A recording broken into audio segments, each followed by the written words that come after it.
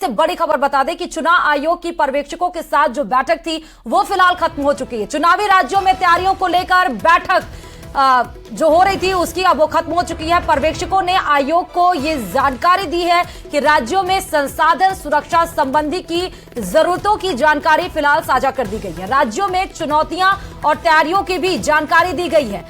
पांचों राज्यों में चुनाव कराने के लिए आयोग अब एक्टिव मोड में आ चुका है। जल्द चुनाव कार्यक्रम की भी घोषणा होगी। तो दिल्ली से बड़ी खबर आपको बता रहे हैं, जहां पर चुनाव समिति की जो बैठक हो रही थी पर्यवेक्षकों के साथ वो फिलहाल खत्म हो चुकी है। चुनौतियों और तमाम चीजों को लेकर चुनाव आयोग ने पर्यवेक्षकों के साथ जो बैठक की है उसमें दिशा निर्देश दिए गए हैं और इसके साथ ही ये पता चल रहा है कि जल्द चुनाव कार्यक्रम की भी घोषणा चुनाव आयोग कर सकता है और साथ ही कितने चरणों में, और साथ ही ये भी बताएगा कि कितने तारीख में कौन कौन से राज्यों में चुनाव होने हैं। तो ये दिल्ली से बड़ी खबर है और आज की ये सबसे बड़ी खबर है क्योंकि इलेक्शन मोड भी अब एक्टिव मोड में आ चुका है, इलेक्शन कमीशन भी। और साथ ही जो ये बड़ी बैठक पर्यवेक्षकों के साथ हो रही थी जिसमें 5 राज्यों में चुनाव किस तरीके से कराने हैं, इन सब चीजों की तैयारी जानकारी दी गई है। राज्यों में तैयारियां कैसे हो और चुनौतियां किस किस तरीके से, इन सब की जानकारी भी दी गई है। साथ ही आपको ये बता दें कि राज्यों में संसाधन सुरक्षा संबंधी जो भी जरूरतें हैं उन सब की जानकारी इसके आज बैठक में दी गई और इस खबर पर हमारे साथ हमारे सहयोगी लखबीर लगातार जुड़े हुए। लखबीर,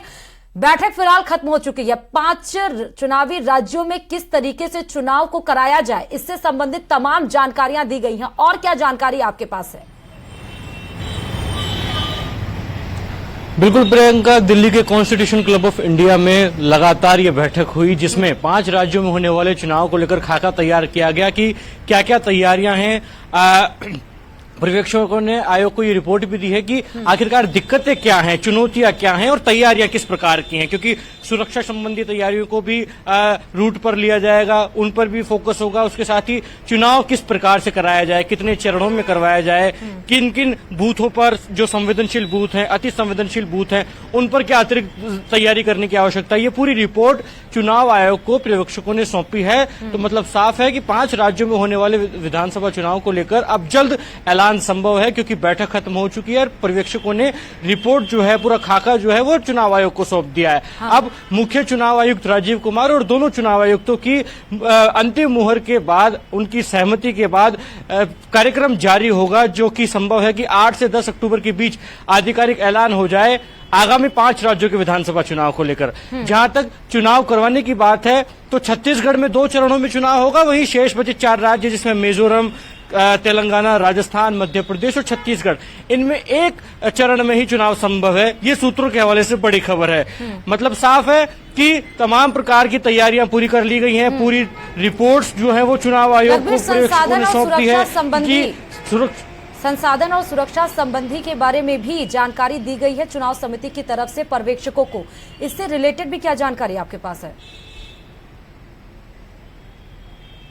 जी बिल्कुल, संसाधनों और सुरक्षा संबंधी जो भी तैयारियां हैं उसकी जानकारी सौंपना और उसके अतिरिक्त तमाम तरीके की व्यवस्थाएं और सुविधाएं पाना, ये चुनाव आयोग के सामने सबसे बड़ी चुनौती है क्योंकि कई प्रकार की ऐसे बूथ होते हैं जहां पर चुनाव के समय दंगा होने की चुनौतियां होती हैं, चुनाव बिगड़ने की चुनौतियां होती है, चुनाव में गफलत होने की भी एक समस्या होती है। ऐसे में इन तमाम चीजों से कैसे निपटा जाए और उसके लिए क्या अतिरिक्त सुविधाएं हों, व्यवस्थाएं हों, ये पहले से सुनिश्चित करना चुनाव आयोग चाहता है। इसके लिए तमाम पर्यवेक्षकों ने रिपोर्ट दी और उसके बाद तमाम जो भी अथॉरिटीज हैं उनसे सुनिश्चित करवाया जाएगा चुनाव आयोग की तरफ से कि इन तरह की व्यवस्थाएं चाहिए, ये संसाधनों की जरूरत होगी और इस प्रकार की सुरक्षा व्यवस्था मुस्तैद की जाए क्योंकि कई ऐसे संवेदनशील बूथ चुनाव आयोग तय करता है, कई अति संवेदनशील बूथ भी तय करता है चुनाव आयोग, क्योंकि कई जगह चुनाव में गड़बड़ी के आसार होते हैं, दंगे के आसार होते हैं। खासकर राजस्थान की अगर बात की जाए तो हमने पूर्व में देखा भी, पिछले सालों में देखा भी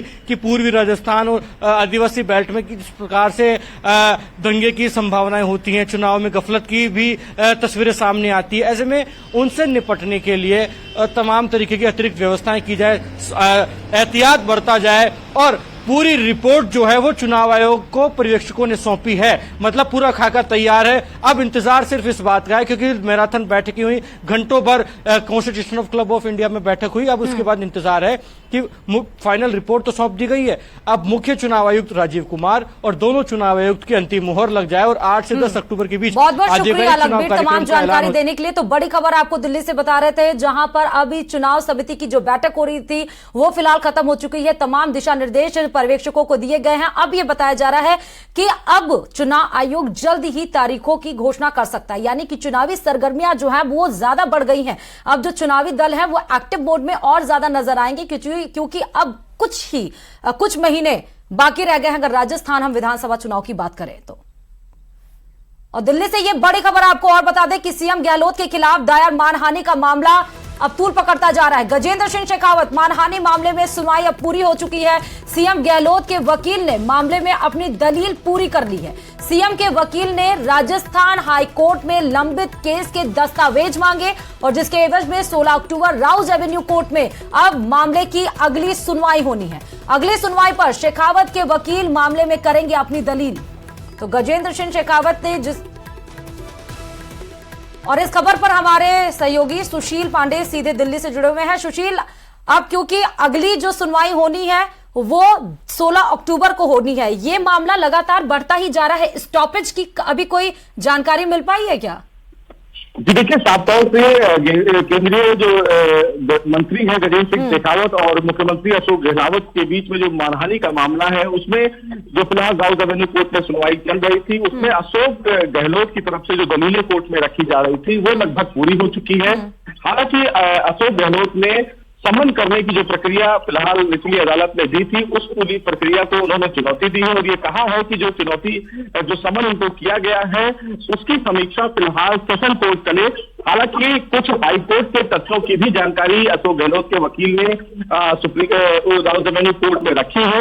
इस पूरे मामले पर अब 16 अक्टूबर को 10:30 बजे सुनवाई होगी। लेकिन सबसे महत्वपूर्ण बात है कि इसमें गजेंद्र सिंह शेखावत की तरफ से बार बार अशोक गहलोत की दलीलों का विरोध किया गया। हाँ। और ये कहा गया कि जब गजेंद्र सिंह शेखावत का इन्वॉल्वमेंट संजीवनी घोटाले में है नहीं, तो फिर अशोक गहलोत के द्वारा उनका नाम पब्लिकली उजागर क्यों किया गया। दूसरी बात, न केवल गजेंद्र सिंह शेखावत का बल्कि उनके घर के लोगों के भी खिलाफ टिप्पणियां की गई। लिहाजा जो अदालत का समन करने का आदेश है वो सही है और इस पूरी दलील का विरोध किया गया। बहरहाल अभी उनके वकीलों की तरफ से जो दलीलें हैं वो कोर्ट में आने वाली 16 अक्टूबर को रखी जाएंगी। देखना ये भी बेहद अहम होगा कि जो फिलहाल निचली जो मजिस्ट्रेट कोर्ट है जो अशोक गहलोत को बतौर आरोपी इस पूरे मानहानि के मामले में समन किया है, क्या उस समन की प्रक्रिया पर रोक लगाता है या जो फिर मुश्किलें अशोक गहलोत की फिलहाल अभी बढ़ी हुई है, जिस पूरी प्रक्रिया के तहत अशोक गहलोत को बार बार कोर्ट में वीडियो कॉन्फ्रेंसिंग के द्वारा पेश होना पड़ता है, वो आने वाले दिनों में भी जारी रहेगी या फिर नहीं। जी बहुत बहुत शुक्रिया सुशील तमाम जानकारी देने के लिए। तो अगली सुनवाई जो 16 अक्टूबर को होनी है उसमें गजेंद्र सिंह शेखावत की वकील को इस मामले में अपनी दलीलें रखनी है। फिलहाल अशोक गहलोत के जो वकील हैं उन्होंने अपनी दलीलें रख ली हैं। अब अगली सुनवाई 16 अक्टूबर को रखनी है। पूरा मानहानि का मामला है, डिफेमेशन का एक पूरा केस है जिसमें गजेंद्र सिंह शेखावत ने कहा है कि जो भी स्टेटमेंट्स दिए गए हैं सीएम अशोक गहलोत के द्वारा वो उनके परिवार की इज्जत को एक तरह से तार तार करते हैं। और खबरों में आगे बढ़ते हुए बता दें कि भारत ने पाकिस्तान को कड़ी मात दी है। एशियन गेम्स के फाइनल में पहुंची है पुरुष कबड्डी की टीम। बड़ी खबर आपको बता रहे हैं, भारत ने पाकिस्तान को मात देते हुए फाइनल में पहुंची है पुरुष कबड्डी टीम। कबड्डी में भारत का सिल्वर मेडल पक्का बताया जा रहा है। 88 मेडल के साथ भारत चौथे स्थान पर मौजूद है। सेमीफाइनल में पाकिस्तान को 61-14 से हराया था भारत ने। तो एशियन गेम्स की यह बड़ी खबर, भारत ने पाकिस्तान को मात देते हुए 88 मेडल के साथ भारत चौथे स्थान पर मौजूद है। सेमीफाइनल में पाकिस्तान को 61-14 से हराया था। एशियन गेम्स से जुड़ी ये बड़ी खबर, भारत आखिरकार अपनी बढ़ोतरी करते हुए, भारत अब किसी भी फील्ड में हो, स्पोर्ट्स में तो भारत अब एक नया ही आयाम रचने की कोशिश कर रहा है। और बीजेपी के राष्ट्रीय अध्यक्ष जेपी नड्डा ने 16 जुलाई को जयपुर से नहीं सहेगा राजस्थान अभियान की शुरुआत की थी, लेकिन इस अभियान के पोस्टर पर जिस किसान का फोटो इस्तेमाल किया गया वो बीजेपी पर गंभीर आरोप लगा रहे हैं, जिसके बाद विरोधी एक्टिव हो गए हैं और बीजेपी को घेर रहे हैं। वहीं दूसरी तरफ किसान माधुराम जयपाल का परिवार पोस्टर से उनकी फोटो हटाने की अपील कर रहा है। ये रिपोर्ट देखिए।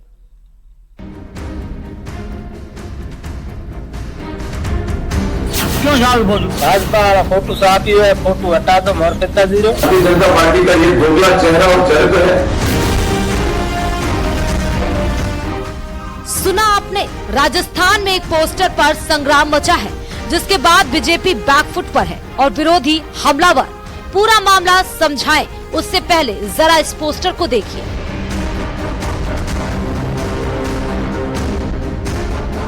पोस्टर में दिखने वाले इस शख्स का नाम है माधुराम जयपाल, जो जैसलमेर के रामदेवरा गांव के रहने वाले हैं। इन दिनों इनका ये पोस्टर वायरल है और ये आक्रामक अब इनके आग बबूला होने की वजह बताते हैं।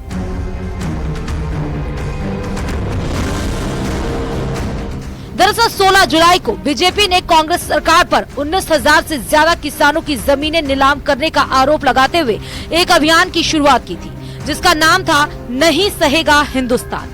लेकिन जिस किसान की फोटो पोस्टर पर लगाई गई, उसने बीजेपी पर उसकी इजाजत के बिना पोस्टर पर फोटो लगाने का आरोप लगाया।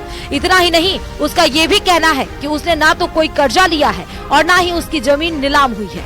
जिसके बाद कांग्रेस अब बीजेपी पर ओछी राजनीति करने का आरोप लगा रही है। भारतीय जनता पार्टी का ये दोगला चेहरा और चरित्र है और उसने दलित समुदाय के साथ एक बहुत बड़ी घिनौनी हरकत की है। इसका जवाब आने वाले समय में राजस्थान की जनता और पूरा दलित समाज देगा।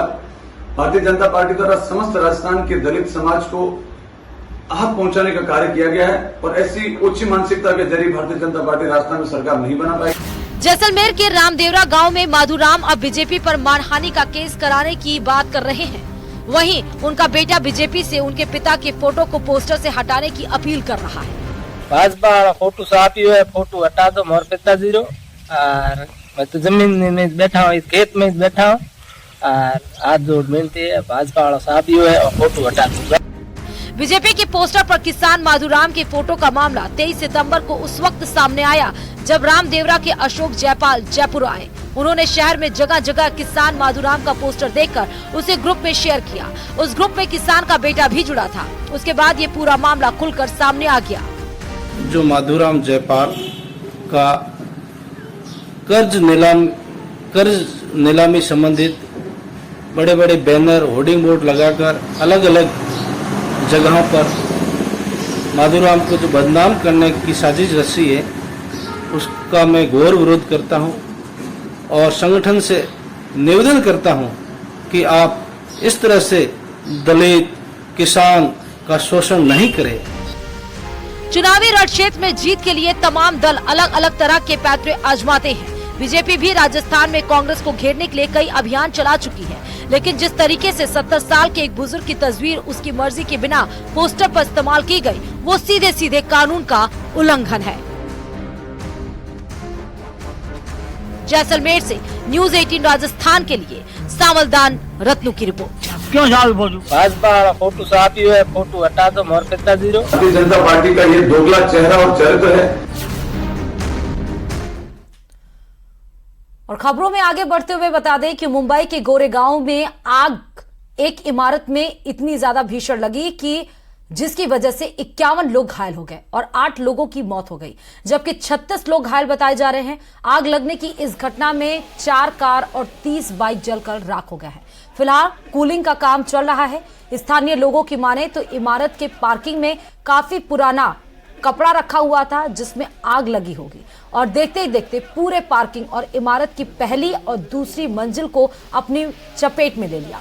खबर के मुताबिक आग लगने की घटना तड़के 3:05 पर हुई, जिसके बाद तुरंत फायर ब्रिगेड को सूचना दी गई। मौके पर पहुंची फायर ब्रिगेड ने कड़ी मशक्कत के बाद आग पर काबू पा लिया। घायलों का इलाज कपूर अस्पताल और HBT अस्पताल में चल रहा है। सीएम ने मृतकों के लिए 5 लाख रुपए की आर्थिक मदद देने का ऐलान किया है।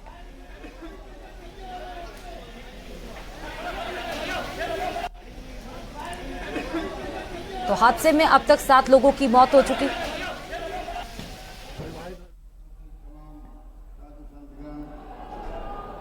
हमारे कृषि मंत्री ध्यान रखना थोड़ा। वर्तमान मंत्री भी हैं नाना दयानंद जी, गोपाल मंत्री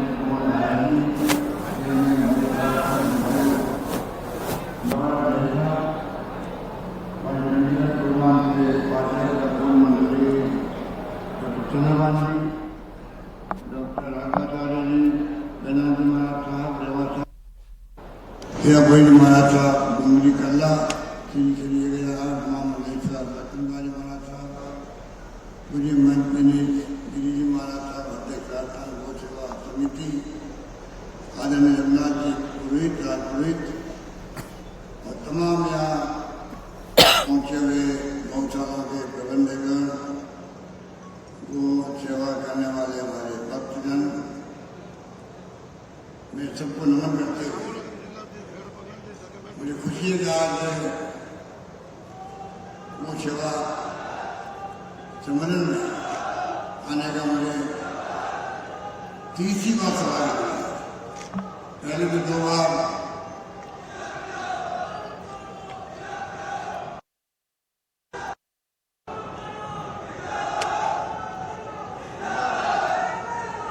आप लोग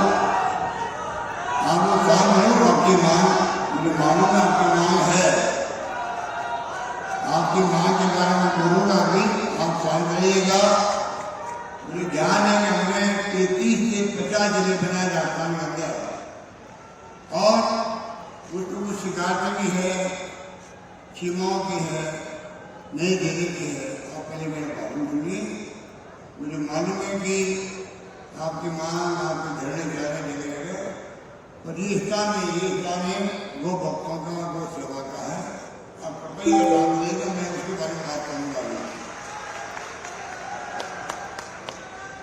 मुझे बहुत खुशी है कि आज एक बहुत ही गरीबमय माहौल के अंदर हमारे साथी सम्मेलन बैठे हुए हैं, बहुत जन बैठे हैं, जीवन लगा दिया गायों की सेवा के लिए, प्रतिबद्ध है, समर्पित है। गौ माता के बारे में तो किताब में कहा गया है, स्कूल के अंदर गांधी जी ने भी वो बड़े गौ भक्त थे शक्ति। उन्होंने कहा था गौ माता जन्म देने वाली माता से श्रेष्ठ है। हमारी माता में 2 साल तक दूध पिलाती है, आता करते हम बड़े होकर कोई सेवा करेंगे, परंतु गाय हमसे सिर्फ चारे का कुछ नहीं मांगती, कुछ आशा नहीं करती। गौ माता जीवन के बाद मृत्यु के उपरांत भी सेवा करती है। गाय के मरने के बाद उनके शरीर के हर अंग, उसकी अस्थियाँ, उसकी चमड़े, सींग सब काम आता है। जो उपमा गाय माता को, गौ माता को गांधी जी ने दी है, वही हम सब की है।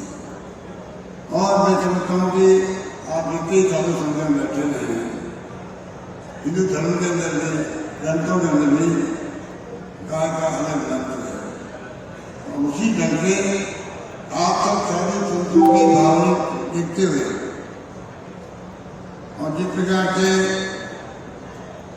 मुझे याद है 2013 के अंदर जब गिरिजी महाराज साहब आप सबको लेके असेंबली आए थे, और मैंने उसी वक्त घोषणा करी थी, देश में पहली बार गांव का अलग निदेशालय बनेगा। उन्होंने घोषणा नहीं करी, बल्कि आदेश जारी की, अलग डायरेक्टर बनेगा गांव का, और आगे सरकार ने उसका नाम विभाग दे दिया, परंतु विभाग में बना दिया, तो 5 साल में सिर्फ 500 करोड़ रुपये दिए गौशाला में, पर हमने 500 के बजाय अभी इन 5 साल में 3000 करोड़ रुपये गौशाला में अनुदान पहले 3 महीने का था, जब मैंने शुरुआत करी 6 महीने का हुआ, अब 9 महीने का काम है। तो कोई कमी नहीं रह सकती।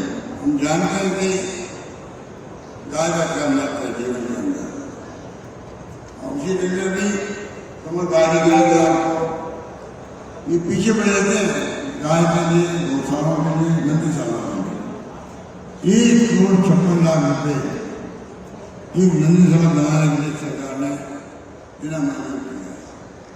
पर बहुत कम जगह नंदीशाला बन पाई है, कहीं जमीन नहीं मिल रही है, कहीं जो है महंगाई के दौर के अंदर लोग आगे नहीं आ रहे हैं,